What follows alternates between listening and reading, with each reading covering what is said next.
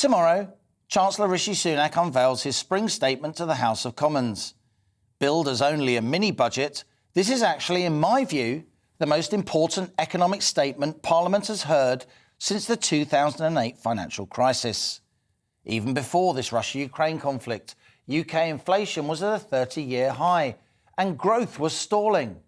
But Western sanctions and Moscow's countermeasures have sent global oil, gas and commodity markets into orbit, adding to our cost of living squeeze.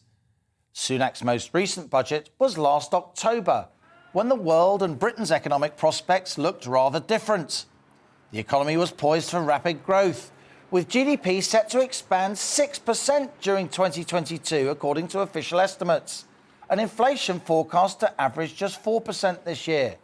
Well, when new official forecasts are unveiled tomorrow as part of the spring statement, growth in 2022 will be much slower and inflation much higher. That reality will hit investment and living standards, making it much harder for the Chancellor to spend. Highly respected Institute of Fiscal Studies, they say Sunak faces a huge judgment call tomorrow over whether or not to borrow more.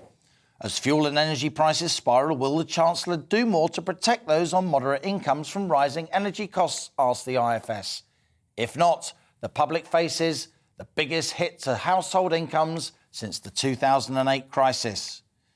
Consider also that 1 in 5 workers are employed by the state, including doctors, nurses and state school teachers.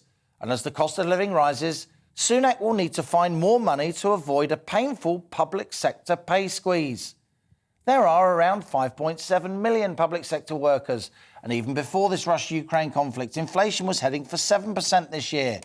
The Chancellor needs to find an extra £10 billion, says the IFS, to raise public sector pay in line with prices, equivalent to an extra 2p on the basic rate of income tax. During the COVID pandemic, of course, Sunak borrowed heavily for furlough and other support measures. But this Russia-Ukraine conflict and those sanctions have put our public finances under even more serious pressure now. As inflation rises and living standards slide, can the government afford to do more to help hard-pressed households? Can it afford not to? And that's our question today, ahead of tomorrow's spring statement. How can Rishi Sunak counter the cost of living squeeze?